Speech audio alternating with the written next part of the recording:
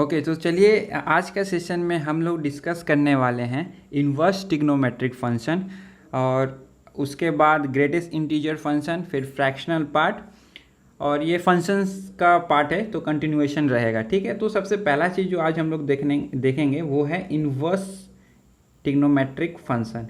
तो inverse trigonometric function क्या है? ट्रिग्नोमेट्रिक फंक्शन का इन्वर्स है।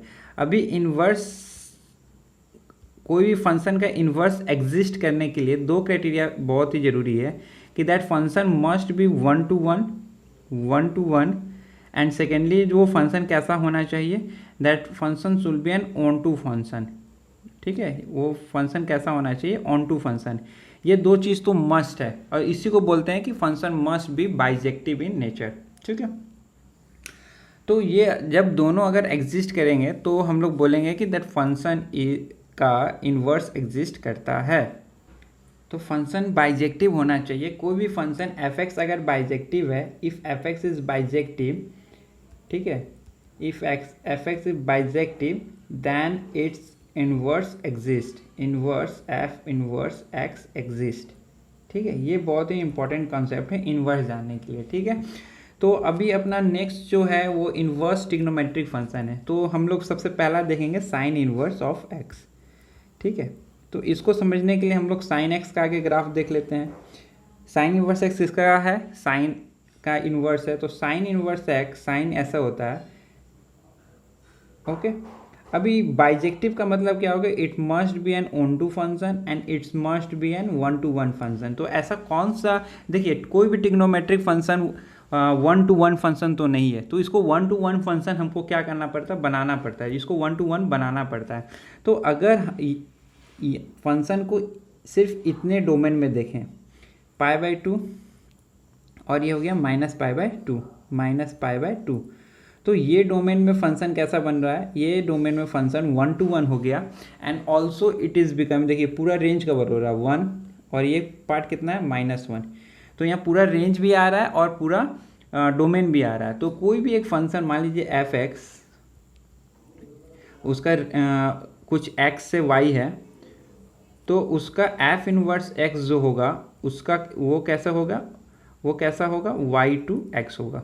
ठीक है, मतलब डोमेन को डोमेन इंटरचेंज हो जाता है इन्वर्स में। तो जब साइन एक्स, ये क्या है? साइन एक्स का है। तो साइन एक्स का अगर ऐसा आएगा कि अगर हम लोग उसका डोमेन डिफाइन कर दें, साइन एक्स का अगर domain minus pi by two से पाई बाई टू डिफाइन कर दें, तो साइन एक्स, यहाँ क्या लिख देते हैं हम लोग? Sine x. तो साइन एक्स का अगर हम लोग domain minus pi by two से पाई बाई टू अगर डिफाइन कर दें, ठीक है, तो इसका रेंज कहाँ से कहाँ जाएगा? इसका रेंज जाएगा माइनस वन से वन। तो sine inverse x, sine inverse x, sine inverse x का क्या होगा? माइनस वन से वन और उसका डोमेन का उसका रेंज कहाँ से कहाँ जाएगा? माइनस पाई बाई टू से पाई बाई टू। तो अपने को ये चीज़ ध्यान रखना है, ये चीज़ ध्यान रखना फॉर सॉल्विंग इन इक्वालिटी। ठीक है, फॉर सॉल्विंग इन इक्वालिटी हमको ध्यान क्या रखना कि साइन इनवर्स एक्स का डोमेन क्या है? माइनस वन बाई वन और माइनस पाई बाई टू से पाई बाई टू इसका रेंज है। ये कैसे आया? By making sine x bijective. Sine x को बाइजेक्टिव कैसे बनाया जा सकता है? माइनस पाई बाई टू से पाई बाई टू। आप यहाँ भी बना सकते हैं इसको बाइजेक्टिव, ये रेंज में भी बना सकते हैं, बट हम लोग कंसिडर क्या करते हैं? प्रिंसिपल डोमेन को कंसिडर करते हैं माइनस पाई बाई टू से पाई बाई टू। ठीक है, अभी साइन इनवर्स एक्स का ग्राफ कैसा बनेगा? साइन इनवर्स एक्स का ग्राफ कैसा बनेगा? तो देखिए साइन इनवर्स एक्स का ग्राफ कैसा बनेगा? साइन इनवर्स एक्स का डोमेन क्या हो गया? माइनस वन से वन हो गया। साइन इनवर्स एक्स का डोमेन डिफाइन हो गया, बस इसी के बीच में वो वैलिड है। ठीक है, और उसका रेंज भी डिफाइंड है। उसका रेंज कहाँ से कहाँ जा रहा है? उसका रेंज कहाँ से कहाँ जा रहा है? पाई बाई टू से माइनस पाई बाई टू से पाई बाई टू। ठीक है, तो साइन इनवर्स एक्स जो होता है वो कैसा फंक्शन होता है? ऐसे जाएगा और ऐसे जाएगा। ये होता है मेरा साइन इनवर्स ऑफ एक्स, ये होता है मेरा साइन इनवर्स ऑफ एक्स। ठीक है, तो ये जो चीज़ होता है इसको हमको समझना है कि कैसे ये साइन इनवर्स एक्स हो गया, फिर कॉस इनवर्स एक्स हो गया। तो ये this is a graph of sine inverse of x. ठीक है, hope this is very clear कि साइन इनवर्स एक्स का ग्राफ ऐसा क्यों हुआ, माइनस वन से वन के बीच में ही क्यों डिफाइन है। तो for every inverse function inverse function वही फंक्शन का एग्जिस्ट करता है जो फंक्शन बाइजेक्टिव है। बाइजेक्टिव मतलब 1-to-1 function and onto function. 1-to-1 जो फंक्शन है उसको हम लोग इंजेक्टिव फंक्शन भी बोलते हैं और ऑन टू फंक्शन को हम लोग सर्जेक्टिव फंक्शन भी बोलते हैं। ठीक है, तो function must be 1-to-1 and function must be onto function, then only its inverse will exist. तो चलिए अब देखते हैं, ये तो हो गया अब दूसरा जो है मेरा कॉस इन्वर्स एक्स। तो उसके लिए हमको क्या देखना पड़ेगा, कॉस एक्स का इन्वर्स होता है कॉस इन्वर्स एक्स। तो इसको जब अगर हम लोग प्लॉट करेंगे तो ये ग्राफ तो मैं ऑलरेडी पहले ही बता चुका हूँ। ये क्वेश्चंस भी आते हैं कि where will this cos x be bijective, where this domain बताइए जहाँ कॉस 1-to-1 है। तो यहाँ देखिए ये जो पार्ट होता है अपना π/2 है और ये जो पार्ट है ये क्या है, ये है पाई, ये है पाई।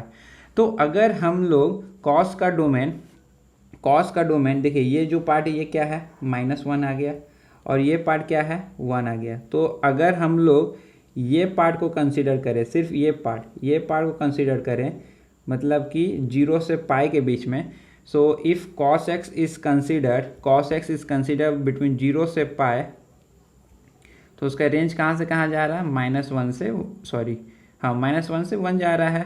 ठीक है, तो अभी देखिए यहाँ जो फंक्शन हो गया ये कैसा बन गया, बाइजेक्टिव फंक्शन बन गया। तो कॉस इनवर्स ऑफ x का कैसा होगा, -1 से 1 डोमेन, और उसका रेंज जो आएगा वो कहाँ से आएगा, 0 से पाई।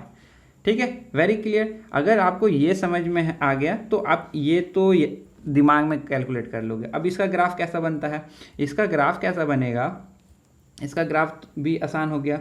इसका ग्राफ कैसा होगा, देखिए डोमेन डिफाइंड है -1 से 1, ओके, -1 से 1 इसका डोमेन डिफाइंड है और इसका रेंज भी डिफाइंड है। रेंज कहाँ से कहाँ जा रहा है, 0 से पाई। अभी -1 कॉस कब होता है, पाई पे होता है। तो ये ग्राफ ऐसे आएगा और ऐसे आएगा। ठीक है, ऐसे आके ऐसे आएगा। ये जो वैल्यू होता है ये cos 0, देखिए cos 0 कितना होता है, π/2 होता है। ठीक है, तो ये होता है मेरा cos इनवर्स x का ग्राफ। तो -1 पे उसका वैल्यू कितना होगा पाई, 1 पे वैल्यू कितना होगा 0 और 0 पे उसका वैल्यू कितना होगा π/2। तो ये हो गया cos इनवर्स x का graph. Hope this is very clear. ऐसे ही हम लोग tan इनवर्स x का भी ग्राफ प्लॉट कर लेते हैं। ठीक है, तो tan इनवर्स के लिए हमको सबसे पहला चीज़ क्या जानना है, tan ऑफ x जानना है। अभी tan ऑफ x का जो डोमेन होता है all real number except odd multiple of π/2, odd multiple of π/2। क्यों, क्योंकि tan 90 इज अनडिफाइंड। तो जब tan x का ग्राफ हम लोग प्लॉट करेंगे, जब tan x का ग्राफ हम लोग प्लॉट करते हैं तो कैसा प्लॉट होता है, ये π/2 का, ये है मेरा π/2, ये है मेरा π/2, ये है मेरा -π/2, ये है मेरा 0, ये हो गया y एक्सिस और ये हो गया x एक्सिस। ठीक है, सिर्फ प्रिंसिपल डोमेन बना रहे हैं। तो मेरा ग्राफ कैसा बनता है, tan 0 क्या होता है, 0 होता है। tan -π/2 कितना होता है, -∞ होता है। तो ये ग्राफ तो ऐसे बनता है, ये ग्राफ ऐसा बनता है। तो देखिए अभी ये डोमेन अगर हम लोग कंसिडर करें, ये डोमेन में already the tan is in this domain, tan is already bijective. देखिए सारा रियल नंबर, इसका रेंज क्या है, -∞ से +∞ ले रहा है। और दूसरा क्या है कि दिस फंक्शन इज 1-to-1। तो ये अगर रेंज हम लोग डिफाइन करते हैं tan x का अगर हम लोग रेंज क्या, अगर हम लोग tan x देखते हैं -π/2 से π/2, तो हम लोग को क्या मिल रहा है, ऑल रियल नंबर मिल रहा है। ठीक है, tan इनवर्स -π/2 से π/2 में मेरा ऑल रियल नंबर इंक्लूड हो रहा है। अच्छा, π/2 इसको क्लोज नहीं करना है, इसको ओपन रखना है। ठीक है, ये ध्यान रखने का अपने को। ठीक है, तो tan इनवर्स का जो है वो -π/2 से π/2। तो tan इनवर्स x का जो आएगा, tan इनवर्स x आएगा वो कैसा आएगा, tan इनवर्स x तो ऑल रियल नंबर होना चाहिए और उसका रेंज कहाँ से कहाँ जाएगा, -π/2 से π/2 ओपन। ठीक है, तो ये चीज़ समझ में आ गया, ठीक है। tan इनवर्स x का कैसा आ जाएगा, -π/2 से π/2। ओके, तो अभी यहाँ से क्या देखा जाएगा कि जो tan x है, tan इनवर्स x जो है उसका जो डोमेन आएगा वो रियल नंबर आएगा ऑल रियल आएगा, लेकिन उसका जो रेंज होगा वो -π/2 से π/2 लाई करेगा। तो अब इसका ग्राफ प्लॉट कर लेते हैं। इसका ग्राफ प्लॉट करना तो और भी आसान हो गया। ऑल रियल नंबर, तो x is tan inverse x में x is defined for all real number, लेकिन इसका रेंज जो जा रहा है वो रेंज कहाँ से कहाँ जा रहा है, वो रेंज जा रहा है π/2 तक, -π/2 से -π/2 से, ठीक है। तो इसका जब ग्राफ प्लॉट करेंगे तो कैसा आएगा, वो ग्राफ आएगा ऐसा, ठीक है। देखिए ये at x is equal to minus infinity पे tan इनवर्स x का वैल्यू कहाँ जा रहा है, -π/2 पे जा रहा है, ठीक है। और at x is equal to infinity पे tan इनवर्स का ग्राफ कहाँ जा रहा है, कहाँ टच करेगा, ये π/2 को टच करेगा। It will never attend π/2 but it will touch. इसलिए इसका रेंज में हम क्या दिए हैं, यहाँ ओपन दिखाए हैं, ठीक है। इट इज़ नेवर अटेंडिंग π/2 और -π/2 but it is tending to π/2, limit tends to π/2। जब x टेंस टू, अगर कोई पूछे कि tan inverse x when x tends to infinity, तो आपका आंसर क्या होगा, π/2। वो π/2 को टच करने का कोशिश करेगा लेकिन कभी भी टच नहीं कर पाएगा, ठीक है। Hope this is also clear. अब चलते हैं अपना नेक्स्ट जो टॉपिक है वो है कॉट एक्स। आप अब ऐसे ही सब बना लेंगे, ठीक है। कॉट एक्स का देखिए, कॉट एक्स का ग्राफ अगर हम लोग प्लॉट कर दें, कॉट भी टैन की तरह ही होता है ना, लेकिन वो कहाँ डिफाइन नहीं है, एन पाई पे, वो कहाँ डिफाइन नहीं है, एन पाई पे। And it's a decreasing function, वो ऐसे करके ऐसे डिक्रीज करता है। ये जो वैल्यू होता है वो होता है π/2। π/2 पे कॉट क्या हो जाता है, 0 हो जाता है, ठीक है। तो cot is not defined for n pi, मतलब पाई, 2π, 3π, लेकिन हम लोग तो प्रिंसिपल डोमेन का यहाँ बात कर रहे हैं। तो अभी यहाँ देखा जाए कि अगर हम लोग डोमेन ये पार्ट लें, सिर्फ 0 से π लें,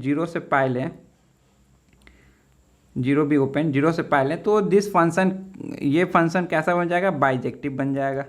दिस फंक्शन इज बाइजेक्टिव इन 0 से π, ठीक है। अब अगर बाइजेक्टिव है तो इसका इन्वर्स एग्जिस्ट कर सकता है, इसका इन्वर्स एग्जिस्ट कर सकता है। तो क्या आप बोल रहे हैं कि कॉट एक्स जो है वो 0 से π के बीच में कैसा ऑल रियल नंबर आ रहा है। तो कॉट इनवर्स एक्स है वो ऑल रियल नंबर आएगा।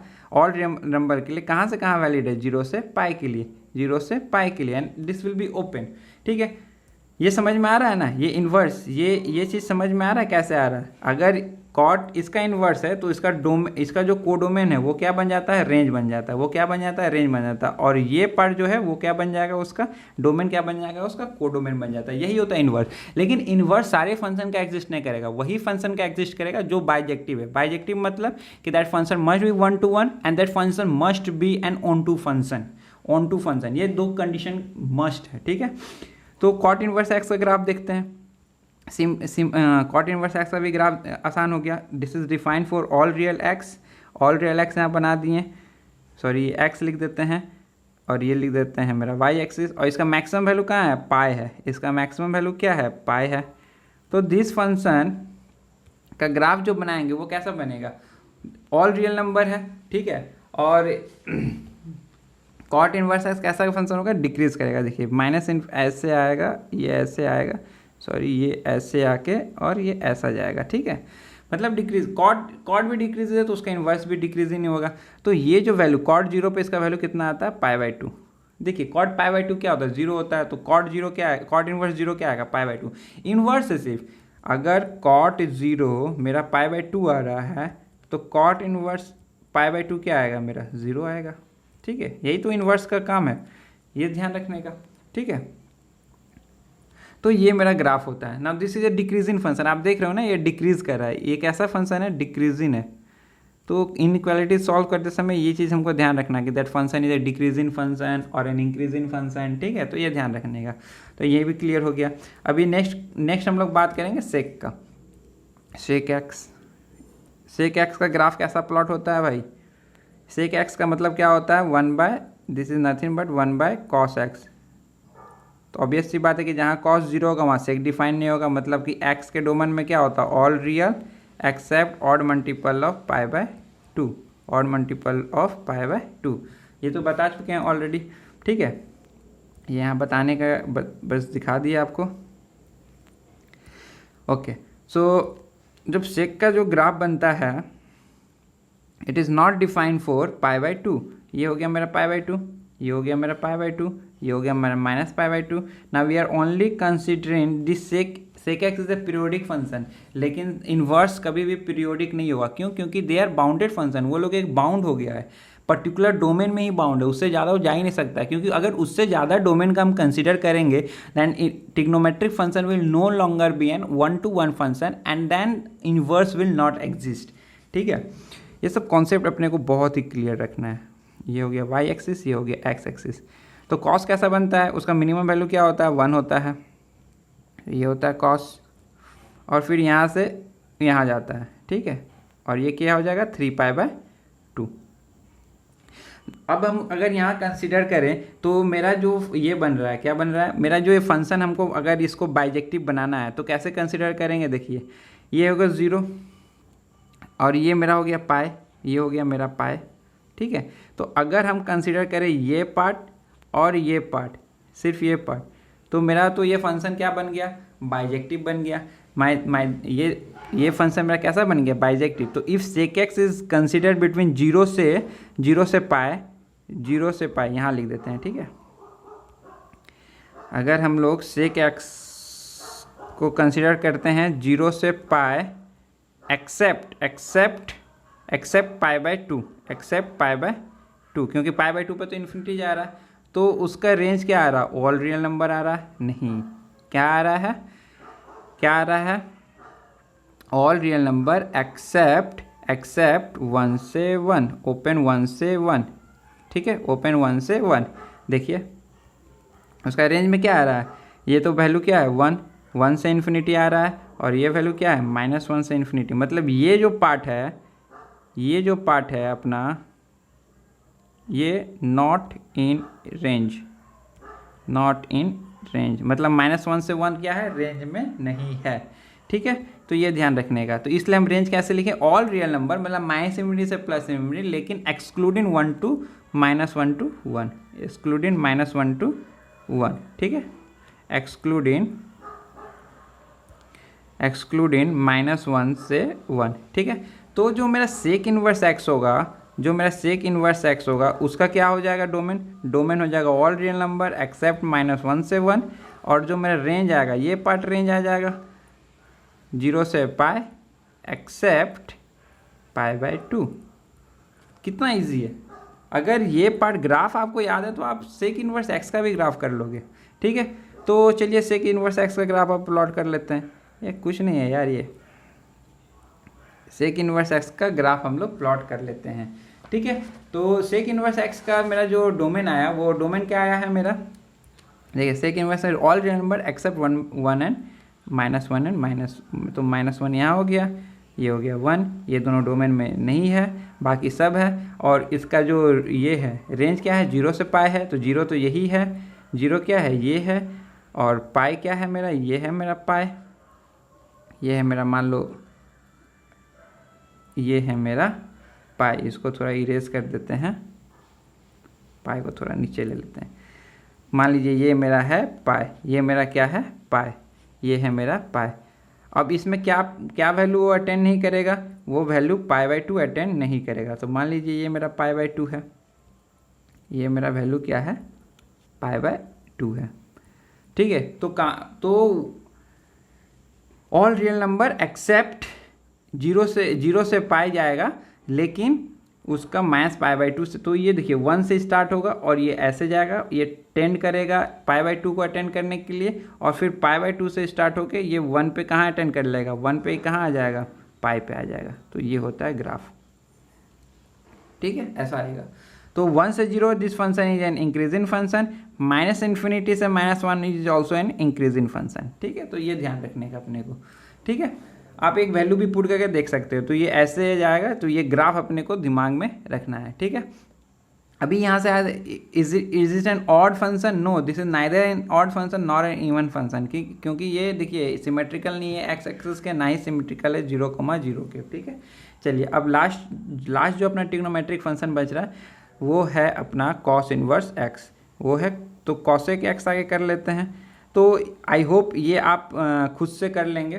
तो इसका सिर्फ मैं आपको रेंज और डोमेन बता देता हूँ, ग्राफ ही बना देता हूँ डायरेक्ट कॉस इनवर्स एक्स का। इतना समझाने का आप तो समझ ही गए होंगे अब कैसे साइन और कॉस से निकालते हैं। तो इसका जो रेंज आएगा वो जाता है π/2 से -π/2, इसका जो जाता है -π/2। ठीक है,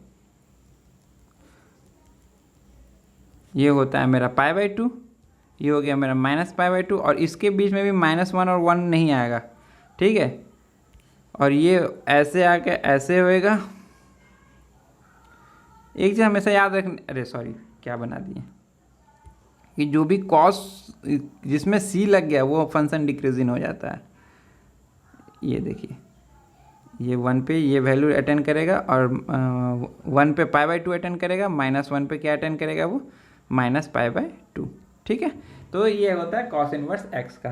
now is this A odd function और इवन फंक्शन? तो this function is an odd function. देखिए यहाँ सिमेट्रिकल है, ठीक है, ये है ना सिमेट्रिकल। देखिए तो ग्राफ से आप बता देंगे कि whether this function is an odd function और नॉट। तो अगर कोई कॉस इनवर्स -x पूछे तो आप बता दीजिएगा कि माइनस कॉस इनवर्स x होता है।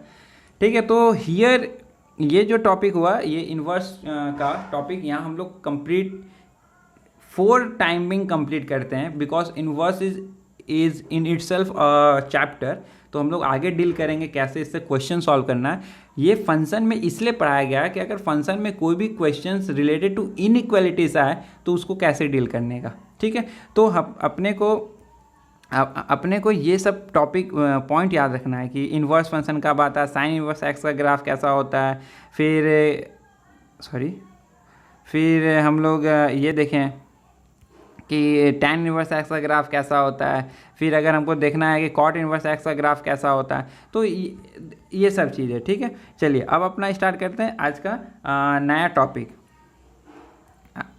आज स्टार्ट करते हैं अपना नया टॉपिक, जो कि है नया टॉपिक क्या है, सिग्नम फंक्शन। क्या है, सिग्नम फंक्शन। ये बहुत ही इजी चीज़ है सिग्नम फंक्शन। अगर मान लीजिए सिग्नम f(x) लिखते हैं तो सिग्नम फंक्शन का जो रेंज होता है ना वो -1 से 1 होता है। मतलब सिग्नम फंक्शन ऑफ x अगर कोई लिखता है कि सिग्नम ऑफ x है, तो इसको लिखने का -1 if x is less than 0, equal to 1 if x is greater than 0, and equal to 0 if x is equal to 0। तो ये होता है मेरा सिग्नम फंक्शन। सिग्नम फंक्शन क्या होता है कि अगर x कोई भी x मतलब यहाँ अगर f(x) है तो if f(x) is less than 0 तो उसका वैल्यू क्या आ जाएगा, -1 आ जाएगा। अगर f(x) ग्रेटर देन 0 है तो उसका वैल्यू क्या आ जाएगा, 1 आ जाएगा। अगर if f(x) is equal to 0 है तो उसका वैल्यू क्या हो जाएगा, 0 हो जाएगा। ठीक है, चलिए एक एग्जाम्पल से समझते हैं। कोई भी एक फंक्शन दिया है, ठीक है, कोई एक फंक्शन दिया है। सपोज एक फंक्शन है मेरा क्वाड्रेटिक पॉलिनोमियल, ऐसा फंक्शन है। ठीक है, तो इसका अगर सिग्नम ऑफ f(x) निकालना है, ये f(x) है, अब इसका सिग्नम निकालना है। तो ये निगेटिव, देखिए यहाँ से यहाँ तक ये मान लीजिए 1 है और ये मान लीजिए 2 है, -1 है, ये 2 है। तो -∞ से -1 तक फंक्शन क्या है, पॉजिटिव है।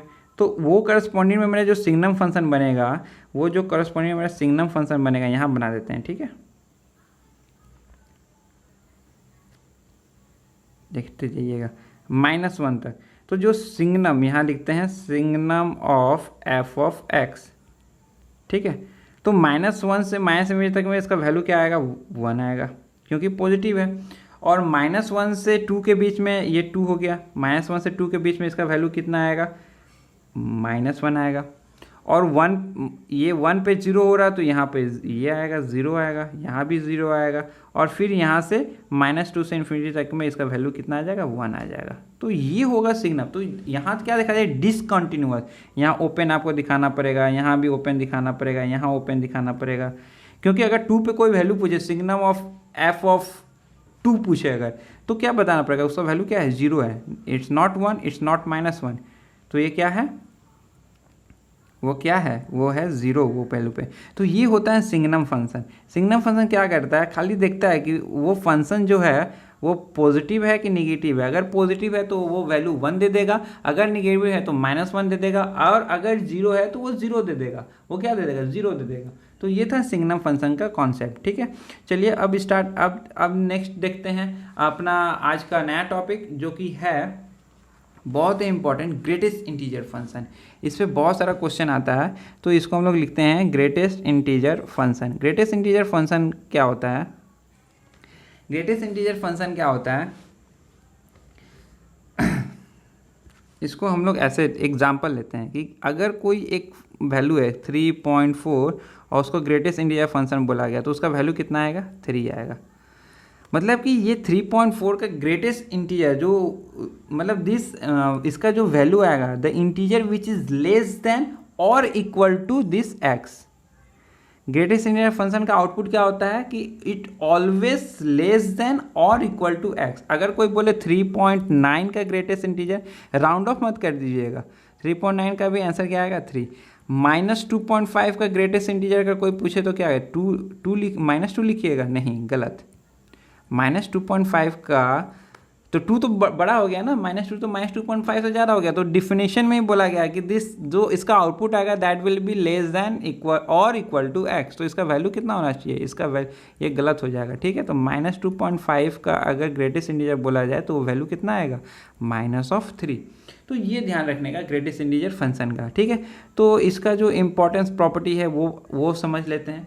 तो ग्रेटेस्ट इंटीजर फंक्शन का सबसे पहला इंपॉर्टेंट जो प्रॉपर्टी है, फर्स्ट इंपॉर्टेंट प्रॉपर्टी है कि greatest integer function is always less than और इक्वल टू एक्स। ये इक्वल टू एक्स कब होगा, इक्वल टू साइन कब होल्ड करेगा, जब एक्स इज एन इंटीजर। अगर कोई बोले कि 5 का ग्रेटेस्ट इंटीजर क्या होगा, तो 5 ही होगा ना, अभी ये इक्वलिटी होल्ड करेगा। लेकिन अगर वो बोले कि 5.1 का ग्रेटेस्ट इंटीजर क्या होगा, तो 5 होगा, अभी तो इक्वलिटी होल्ड नहीं कर रहा है, लेस देन होल्ड कर रहा है। समझ रहे हैं, तो ये इक्वलिटी साइन कब होल्ड करेगा, when x is an integer. ठीक है, अभी कोई बोले कि ग्रेटेस्ट इंटीजर फंक्शन, और ग्रेटेस्ट इंटीजर फंक्शन का जो आउटपुट आएगा, जो उसका रेंज है, that will always be N integer. अगर कोई बोले कि ग्रेटेस्ट इंटीजर फंक्शन का वैल्यू 0.5 आ रहा है, तो क्या आप विश्वास करेंगे क्या, नहीं, ग्रेटेस्ट इंटीजर फंक्शन का वैल्यू तो 0.5 हो ही नहीं सकता, या तो 0 होगा, या 1 होगा, या 2 होगा, या 3 होगा, जो भी होगा। ठीक है, तो अगर ऐसा कोई आ जाएगा तो यहाँ x क्या हो जाएगा, x belongs to 5 set, x belongs to 5 set. ये पॉइंट याद रखने का। तीसरा पॉइंट, अगर कोई बोले कि अगर greatest integer function is equal to 1 बोले, तो x क्या होगा। अब कोई बोलेगा कि x, सर x 1 भी हो सकता है, x 1.999999 तक हो सकता है। तो इसका वैल्यू क्या होगा कि x विल बी फ्रॉम 1 तो क्लोज ले सकते हैं, टू ओपन क्यों लेना पड़ेगा, जैसे ही कि 2 आप क्लोज लोगे तो उसका वैल्यू क्या हो जाएगा, 2 हो जाएगा। तो 1 से 2 होगा। तो अगर x बिलोंग्स टू कोई इंटीजर है तो वो इंटीजर से इंटीजर प्लस 1 तक वैल्यू जाएगा। ठीक है, ओके, ये भी समझ में आ गया। अब अगर ऐसा क्वेश्चन आ जाए कि greatest integer is always greater than और इक्वल टू 5, अभी greatest integer is always equal to और ग्रेटर देन 5, तो इसका x का रेंज क्या होगा, तो x बिलोंग्स टू क्या हो जाएगा, 5 से इन्फिनिटी, 5 से इन्फिनिटी। क्यों, ग्रेटर देन और इक्वल टू 5 का मतलब क्या होगा कि देखिए ये जो वैल्यू है वो तो 5 से बड़ा ही होगा, क्योंकि अभी ही बोले थे कि जो आउटपुट आता है वो x से छोटा होना चाहिए और इक्वल टू होना चाहिए। तो ये 5 से इन्फिनिटी। अगर कोई बोले कि x is less than equal to 9, अभी x बिलोंग्स टू क्या आएगा, तो ये आएगा -इन्फिनिटी से 9 नहीं 10, क्योंकि अगर आप यहाँ 9.99 भी डालोगे तो उसका आंसर तो 9 आएगा ना। तो ये ध्यान रखने का, जब ग्रेटर देन और इक्वल टू 5 हो तो उसका रेंज देखिए कहाँ से कहाँ गया, और जब लेस देन इक्वल टू है तो 1 इंटीजर आगे बढ़ गया। ये कॉमन सेंस है, तो इसको आप यूज़ करने का। ये यहाँ स्टूडेंट गलती करते हैं, -इन्फिनिटी से 9 लिख के आ जाते हैं, -इन्फिनिटी से -9 लिख के आ जाते हैं। चलिए एक और क्वेश्चन सॉल्व करते हैं, इसमें देखते हैं कि आप लोग सही बनाते हैं कि नहीं। Greatest integer is less than और इक्वल टू -5, लीजिए अभी स्टूडेंट क्या करके आएंगे कि लिखेंगे लेस देन है तो -इन्फिनिटी से स्टार्ट होगा और -5 लिख के आ जाएंगे। नहीं, हम क्या बोले, यहाँ एक जो टर्म आएगा वो एक एक्स्ट्रा आता, तो -5 + 1 कितना होता है, -4, और ये 4 इंक्लूड होगा नहीं, -4 जैसे आप इंक्लूड करोगे तो आंसर क्या आता, -4 आ जाता। ठीक है, तो -5 बड़ा कि -4, तो -4 बड़ा है। तो हमेशा जब लेस देन इक्वल टू है तो ये जो डोमेन में तुम्हारा जो x का वैल्यू आएगा वो 1 ज़्यादा आता है इससे। ठीक है, ओके। अभी अगर कोई बोले कि greatest integers is greater than pi, greatest integer is greater than pi, yes, ये तो सोल्यूशन सेट में आ सकता है। कैसे आएगा? ग्रेटर देन पाई का मतलब क्या होगा, 3.14 से बड़ा होना चाहिए। x will be greater than 3.14, मतलब ये क्वेश्चन क्या बोल रहा है कि x या तो 4 हो सकता है या 4 से ज़्यादा हो सकता है, मतलब कि तुम्हारा x क्या होगा, ग्रेटर देन 4 और इक्वल टू 4। 3.14 मतलब ये 3 तो नहीं होगा, ये 4 ही होगा। समझ में आ रहा है? ग्रेटेस्ट इंटीजर क्या होगा, हमेशा इंटीजर्स में होगा। तो ग्रेटर देन पाई का मतलब क्या होगा, चलिए इसको फिर से एक बार डिस्कशन करते हैं। इसको फिर से डिस्कशन करते हैं कि greatest integer is greater than pi. Greater than pi का मतलब क्या होगा कि मेरा क्वेश्चन क्या पूछा है, ग्रेटर देन 3.14। अभी ग्रेटेस्ट इंटीजर का वैल्यू क्या क्या हो सकता है, या तो 1 हो सकता है, 2 हो सकता है, 3 हो सकता है, 4 हो सकता है। 3.14 होगा क्या, नहीं। तो यहाँ तक तो सोल्यूशन वैलिड ही नहीं है, क्योंकि बोल रहा है कि 3.14 से ज़्यादा होना चाहिए। तो मतलब x मेरा क्या हो सकता है, 4 और अबव। तो x will be greater than और इक्वल टू 4, ये हो जाएगा आंसर। ठीक है, ओके। अभी एक और क्वेश्चन देते हैं कि greatest integer belongs is equal to pi. इसका x का वैल्यू आप लोग कमेंट सेक्शन में मुझे बताइएगा, अगर आपको ये समझ में आ गया हो तो। I will be waiting for your comment and I want to see कि किसका किसका ये आंसर सही है। जिसको समझ में आ गया वो ये x का वैल्यू बता जाएगा। If x greatest integer of x is equal to pi, तो x का वैल्यू क्या होगा। ठीक है, तो ये ध्यान में आप बताइएगा। आप चलते हैं और भी नेक्स्ट प्रॉपर्टीज़ में। नेक्स्ट प्रॉपर्टीज़ क्या क्या है, नेक्स्ट प्रॉपर्टीज़ क्या है कि greatest integer function is always less than और equal to x and is always greater than x minus 1। इससे कितना सारा क्वेश्चन सॉल्व होगा आगे क्वेश्चन एग्जाम में, क्वेश्चन में देखेंगे। ठीक है, greatest integer function is always less than equal to x and is greater than x minus 1 and is greater than x minus 1। दूसरा चीज़ देखते हैं कि जो x होता है ना, जो x है, तो x is always greater than और equal to greatest integer function. ये तो अभी हम लोग समझ में आ रहा था कि ग्रेटेस्ट इंटीजर फंक्शन अगर 5.4 है तो ग्रेटेस्ट इंटीजर फंक्शन क्या होगा, 5 हो जाएगा, और अगर x 5 है तो ग्रेटेस्ट इंटीजर फंक्शन उसका 5 ही हो जाएगा। तो equality sign. But this x is less than greatest integer function plus 1। इसका मतलब क्या हुआ, ये देखिए जैसे ही अगर हम मान लीजिए x का वैल्यू लेते हैं 5.4, अगर हम लोग x का वैल्यू 5.4 लेते हैं तो ग्रेटेस्ट इंटीजर फंक्शन क्या आएगा, 5। सही है, 5.4 इज ग्रेटर देन 5। और इधर क्या आ जाएगा, 5 + 1 6। देखिए ये इक्वलिटी होल्ड कर गया। तो ये भी याद रखने का कि x जो होता है वो दैट इज ग्रेटर देन और equal to greatest integer function but is always less than greatest integer function plus 1। दूसरा देखिए कि greatest integer function of x plus minus y अगर दिया हुआ है तो क्या उसको हम लोग लिख सकते हैं क्या कि greatest integer x plus minus greatest integer y। लिख सकते हैं क्या, लिख सकते हैं, लेकिन ये हमेशा सही नहीं है। तो इसको इक्वलिटी साइन हमेशा देना जरूरी नहीं है, वो देखते हैं कब ये वैलिड होगा। सिमिलरली एक्स वाई अगर दिया हुआ है ग्रेटेस्ट इंटीजर का तो उसको हम लोग ऐसे नहीं लिख सकते हैं कि greatest integer of x into greatest integer of y। नहीं, दिस विल बी रॉन्ग। ठीक है, ये कभी गलती मत करिएगा।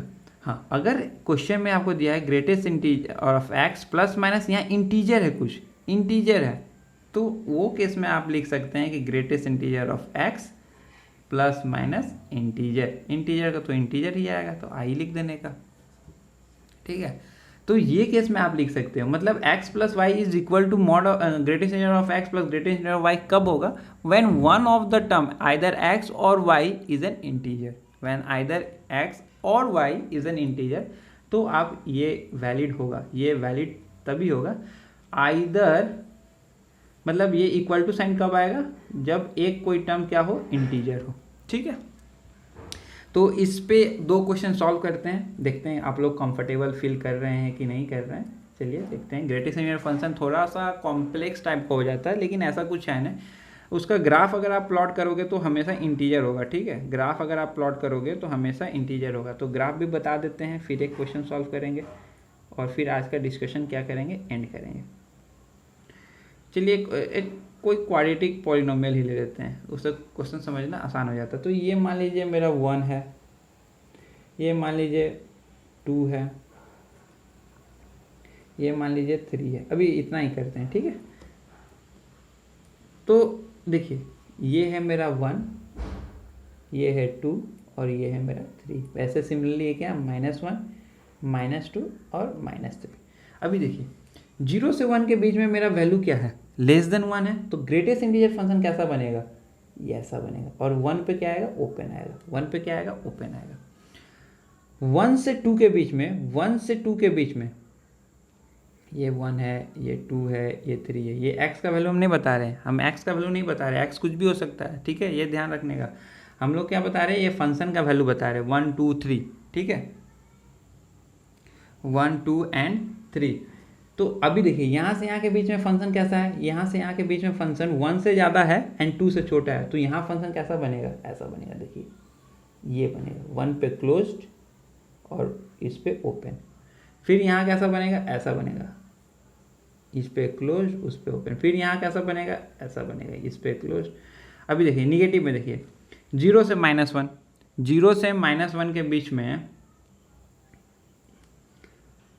मेरा फंक्शन क्या, 0 से 1 के बीच में है। ये ऐसा फंक्शन रहता तो और अच्छा समझ। तो 0 से 1 तो इसका भी वैल्यू क्या आ जाएगा, ऐसा आ जाएगा, ये ओपन। फिर ये ऐसा आएगा, यहाँ क्लोज, यहाँ ओपन। समझ में आ रहा है, ऐसा आएगा। तो this is also known as step function, this is also known as step function, ठीक है। ये ध्यान रखने का कि this modulus function is also known as an step function. अगर यही क्वेश्चन ऐसा रहता है, मान लीजिए इसमें थोड़ा सा मॉडिफिकेशन कर देते हैं कि निगेटिव से ऐसा आता, अभी ट्विस्ट आ जाएगा, ठीक है। और ये हो गया मेरा -1 -2 -3, अभी बताने का। तो देखिए अभी क्या आएगा, ये यहाँ से यहाँ तक फंक्शन क्या है, 0 और -1 के बीच में। तो मेरा जो फंक्शन बनेगा वो कैसा बनेगा, यहाँ -1 पे क्लोज आएगा और यहाँ पे ओपन आएगा, ठीक है। यहाँ पे क्या आ जाएगा, मेरा ओपन आ जाएगा, सॉरी यहाँ पे ओपन आएगा क्योंकि 0 तो 0 अटेंड करता है और ये -1। अभी देखिए यहाँ से यहाँ के बीच में, यहाँ ये दोनों के बीच में मेरा फंक्शन कहाँ से कहाँ जा रहा है, -1 से -2 जा रहा है, -1 से -2 जा रहा है। तो मेरा यहाँ से वैल्यू, यहाँ से यहाँ तक का वैल्यू मेरा क्या हो जाएगा कि -1 पे तो ओपन और यहाँ से क्लोज्ड, ठीक है। सेमली यहाँ जब देखेंगे तो यहाँ जो वैल्यू है मेरा वो कहाँ से कहाँ के बीच में है, -2 से -3। ये है -1 -2 -3, तो -2 से -3 के बीच में है, ठीक है। तो यहाँ से जैसे वैल्यू करोगे तो ये -3 को तो अटेंड कर जाएगा और यहाँ तक ये -3 होल्ड करेगा, ठीक है। तो देखिए ये कैसे बढ़ रहा है, तो इसको हम लोग क्या बोलते हैं, स्टेप फंक्शन। इसको हम लोग क्या बोलते हैं, स्टेप फंक्शन। और इसका देखिए रेंज देखिए कैसा है, -3 है, -2 है, -1 है, 0 है, 1 है, 2 है, 3 है। तो इसका रेंज में क्या आएगा, ऑल रियल आएगा। रेंज कैसा होता है, ऑल रियल होगा, ऑल रियल नहीं होगा, सॉरी ऑल इंटीजर आएगा, ठीक है। इसमें क्या आएगा, ऑल इंटीजर आएगा, मतलब -∞ से इन्फिनिटी, लेकिन सारा इंटीजर फंक्शन आएगा, ठीक है। चलिए अब नेक्स्ट क्वेश्चन देखते हैं, क्वेश्चन देख लेते हैं इस पर। क्वेश्चन क्या है मेरा, सपोज मेरा क्वेश्चन है y is equal to 5 of greatest integer of x plus 1 which is also equal to 6 time greatest integer of x minus 1 minus of 10। इसका हमको सॉल्यूशन बताना है, इसका हमको सॉल्यूशन बताना है और हमको फाइंड क्या करना है, फाइंड x प्लस 2y। यहाँ सारा प्रॉपर्टीज़ का यूज़ हो जाएगा, सारा प्रॉपर्टीज़ जो हम लोग पढ़े हैं वो क्या हो जाएगा, यहाँ यूज़ हो जाएगा। तो सॉल्यूशन अगर देखा जाए तो यहाँ क्या है, देखिए अगर ये टर्म कंसिडर करते हैं तो क्या लिख सकते हैं हम लोग, यहाँ से अगर हम लोग एक चीज़ लिखेंगे तो क्या लिखेंगे कि 5 times of x plus 1 is equal to, यहाँ तो ब्रेक कर सकते हैं क्योंकि ये इंटीजर है, तो इसको हम लोग कैसे लिख सकते हैं, 6 time of greatest integer of x -6 -10 is -16, ठीक है। और फिर यहाँ से जब लिखेंगे तो क्या लिखेंगे कि मेरा जो ग्रेटेस्ट इंटीजर ऑफ एक्स आया वो क्या आया, वो आया 17, वो आया 17। अब ग्रेटेस्ट इंटीजर ऑफ एक्स अगर 17 है तो x विल बिलोंग्स टू 17 से इन्फिनिटी, 17 क्लोज और इन्फिनिटी ओपन। ये समझ में आ गया? ओके ओके तो अभी जो लिखे वो सही लिखे क्या? नहीं, गलत लिखे। क्यों? क्योंकि अगर यहाँ 19 कोई बोले 19 ले लिए तो क्या ये 17 रहेगा क्या? अगर greatest integer of x is equal to 17 तो मेरा वैल्यू कहाँ से कहाँ जाएगा? 17 से सिर्फ और सिर्फ कहाँ जाएगा? 18 पे क्या आएगा? क्लोज्ड, 18 पे ओपन आएगा। ठीक है, तो x बिलोंग्स टू कहाँ से कहाँ हो गया? 17 से 18। अब y खोज लीजिए, y क्या हो जाएगा मेरा? y हो जाएगा 5 into greatest integer of x plus 1 that is equal to 5 into 17 plus 1 that is equal to 86। यार ये तो ईजी हो गया। खोजना क्या है हमको? x प्लस 2y का ग्रेटेस्ट इंटीजर। x क्या है मेरा? x, हाँ अभी देखिए, अब ये जो टर्म आएगा 2y, ये कैसा आएगा? 2y कैसा आएगा? 192 दैट इज ए इंटीजर। तो इसको हम लोग कैसे लिख सकते हैं? Greatest integer of x plus 2y and this will come out to be 17 plus 192 and finally your answer will be, sorry यहाँ एक चीज़, 86 इंटू 2 कितना होता है? 172 कितना होता है? 172। ठीक है, तो फाइनली जब ऐड करेंगे तो मेरा वैल्यू कितना आ जाएगा? 179 एंड 189, ये हो जाएगा मेरा आंसर। तो ये जो क्वेश्चन है इसमें सारा कॉन्सेप्ट है। इसमें क्या कॉन्सेप्ट है? देखिए पहले तो x का वैल्यू निकाले, रेंज अगर 17 है तो 17 से 18 तक जाएगा। ठीक है, पहला ही टॉप प्रॉपर्टी ये था। दूसरा क्या पढ़े हम लोग कि अगर वो इंटीजर है तो उसको हम लोग डिस्ट्रीब्यूट कर सकते हैं। ठीक है, तो यहाँ से ये क्वेश्चन बहुत ही ईजी अच्छा था। अब एक दूसरा क्वेश्चन सॉल्व करते हैं। दूसरा क्वेश्चन क्या सॉल्व करते हैं? ये भी बहुत अच्छा क्वेश्चन है कि 1/3 sine of x plus sine of x plus greatest integer of sine of x is equal to K. और यहाँ से पूछा कि find the values of K for which this equation has finite solution and zero solution, finite solution and zero solution. तो इसको अगर solve करना है तो अपने को कैसे सॉल्व करना पड़ेगा? ये साइन एक्स का रेंज कहाँ से कहाँ जाता है? -1 से 1 जाता है, -1 से 1 जाता है। तो अगर आप यहाँ एक चीज़ आप गौर करिए, यहाँ कौन सा प्रॉपर्टी यूज़ करेंगे हम लोग? अच्छा ये देखिए, ये जो टर्म है, ये पूरा टर्म कैसा है? ये यहाँ तक ये कैसा है? इंटीजर है।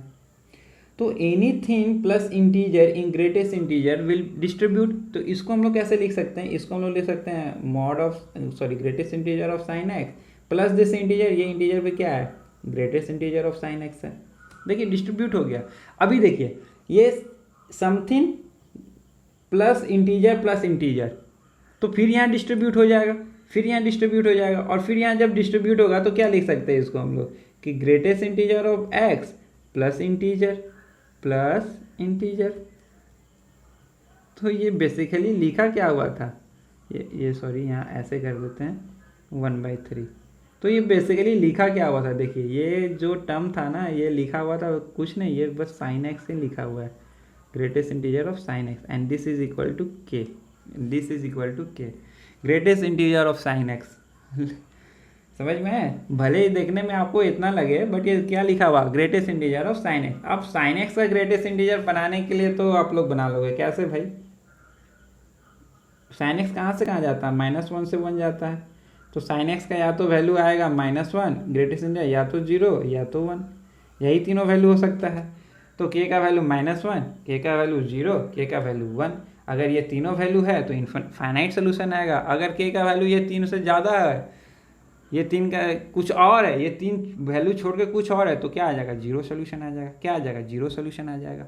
समझ में आ रहा है? साइन एक्स का रेंज क्या है? -1 से 1 ही है ना। साइन एक्स कैसा बनता है? ऐसा बनता है, देखिए। तो अगर आप इसमें ग्रेटेस्ट इंटीजर लगाने वाले हैं तो ये पाई बाई 2 तक। तो यहाँ से यहाँ तक तो जीरो है, तो ये वैल्यू क्या आएगा, जीरो आएगा यहाँ तक, ये क्लोज ये ओपन। और यहाँ वैल्यू यहाँ से यहाँ तक वैल्यू देखिए, ये सिर्फ ये पॉइंट पे 1 अटेंड करेगा, सिर्फ ये पॉइंट पे 1 अटेंड करेगा। फिर यहाँ से यहाँ क्या आएगा, जीरो आ जाएगा। फिर यहाँ से यहाँ क्या आ जाएगा, जीरो आ जाएगा। और इधर आप देखोगे तो ये जीरो से -1 के बीच में है, तो यहाँ से यहाँ तक वैल्यू क्या आएगा, -1 आएगा। और यहाँ से यहाँ तक के बीच में, यहाँ से यहाँ तक के बीच में भी क्या आएगा, -1 आएगा। और यहाँ वैल्यू क्या कर लेगा बटन, जीरो कर लेगा। तो ऐसा ग्राफ है। तो इसका वैल्यू क्या आ रहा है कि या तो -1 आ रहा है, या तो जीरो आ रहा है, या तो 1 आ रहा है।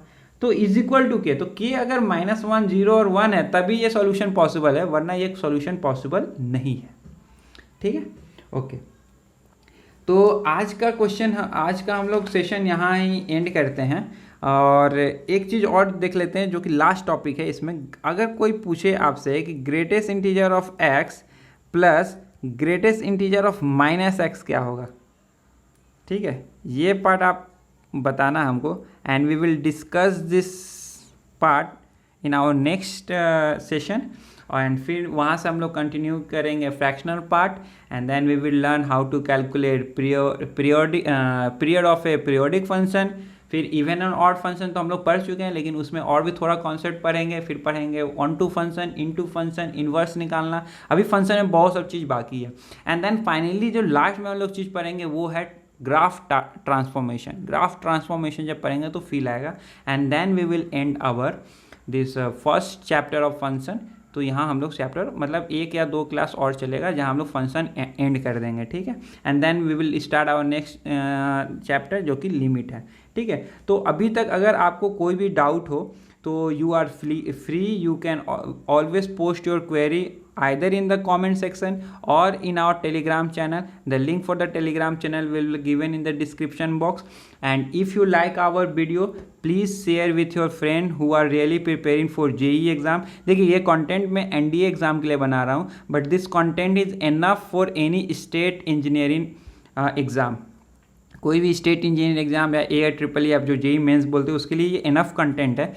And this is only theory portion. Question series भी स्टार्ट किया हुआ हूँ, वो भी आप देख सकते हैं।